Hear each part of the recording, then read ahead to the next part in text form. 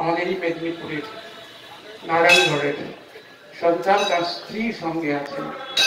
তিনিও একজন অসাধারণ শিল্পী। তার আঁকা আপনারা হয়তো দেখেছেন বা দেখবেন আরো অনেক। অত্যন্ত প্রতিভাবান একজন শিল্পী। এদের নিয়ে আমরা গর্ব করি, গর্ব করতে পারি। সভাগৃহে যারা আসবেন আমার অত্যন্ত কাছের জন, সম্ভবত পাশেই একটি যাত্রা হচ্ছে, উচ্চকণ্ঠিতার কথাগুলো শোনা যাচ্ছে। আমি এমনটা চাইনি, হয়তো অন্যরকম হতে পারত, কিন্তু কেন এটা হয়েছে জানি না।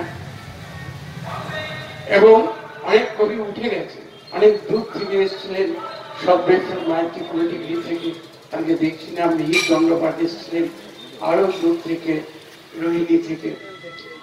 সবাইকে ব্রজ আছে কোণে বসে, সবাইকেই আমার তরফ থেকে আন্তরিক অভিবাদন, শুভেচ্ছা। আজকে আমরাই বলবো, কার্তিক আমাদের ঘরের ছেলে। সেই কার্তিক যে অসাধ্য সাধন একটি করেছে, আমাদের প্রিয়তম কবি জীবনানন্দ দাশের একটি দীর্ঘতম, পৃথিবীর কোথাও নেই বোধহয় এত উঁচু উচ্চতার একটা পূর্ণাবয়ব ছবি পৃথিবীর কোথাও।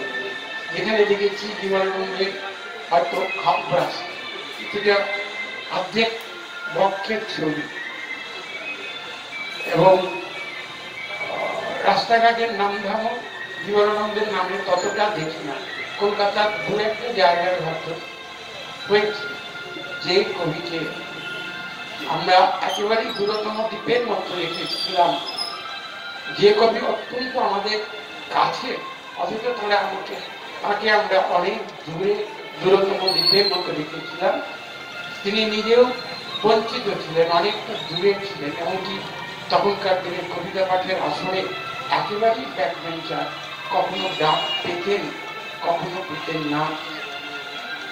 এবং আমরা তাকে আমাদের কবিদের কবি হিসেবে বরণ করেছিলাম। তিনি কবিদের কবি হিসেবে বরণীয় নন, তিনি কিন্তু একেবারেই আমাদেরই কবি। তার কবিতা যেটা তিনি দেখিয়েছিলেন, নতুন একটা কাব্য ভাষা তৈরি করেছিলেন, যেমনটা মাইকেল